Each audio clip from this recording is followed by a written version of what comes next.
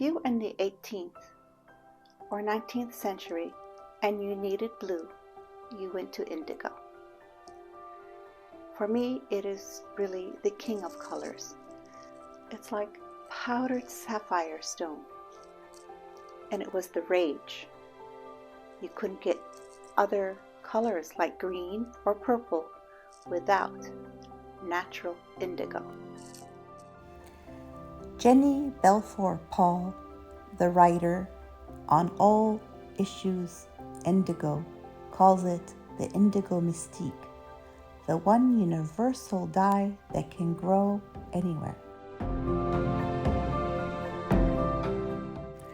Back in the 1980s, and on a quest with my father to purchase and order a Bedouin tent, it was ironic that a Christian town, Mhardeh, had many of their men in the business of weaving tents on their way to Saudi Arabia, all in indigo.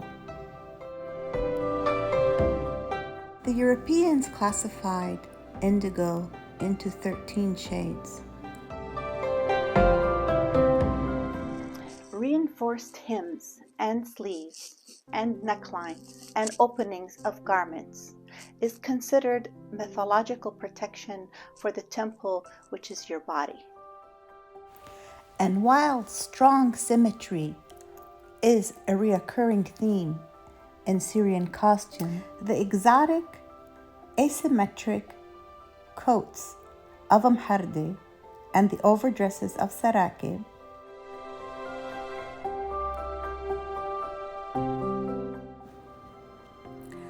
deserve much more in-depth study for pattern design and mythology and symbolism.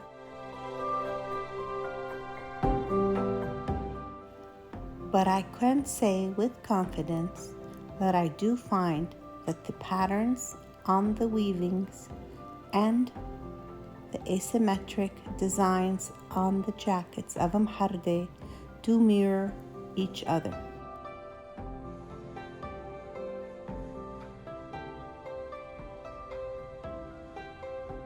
Salwa Gooden, designer, architect, and founder of Folklory Levantine embroidery kits, shared with me images and costumes at the Widad Qarwar in Jordan Home for Arab Dress and Embroidery.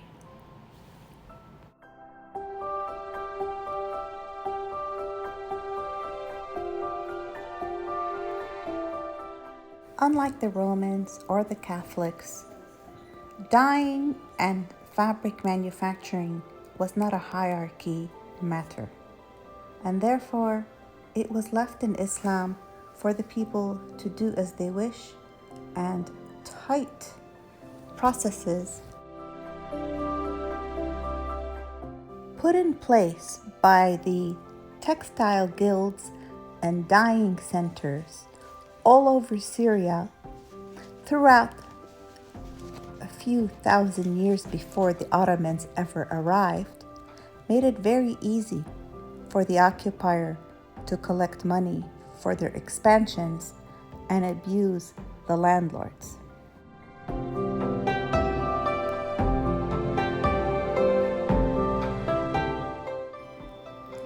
In the year 1330, the traveler Ibn Battuta described what he saw in the city of Aleppo during the Zine festival before the feast. Indigo being the most important of dyers, the procession was headed by the indigo float. On it sat a boy with 2 vats. He would reach up in front of his audience and plunge his white cloth, probably woven in Aleppo, into the blue vat and pull out an indigo fabric, and he would wring it so all the blue water would come out.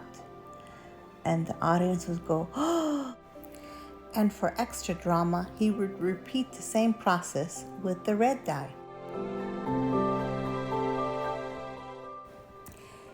Indigo has played a large part in our lives, from the Bedouins to the American Revolution uniforms.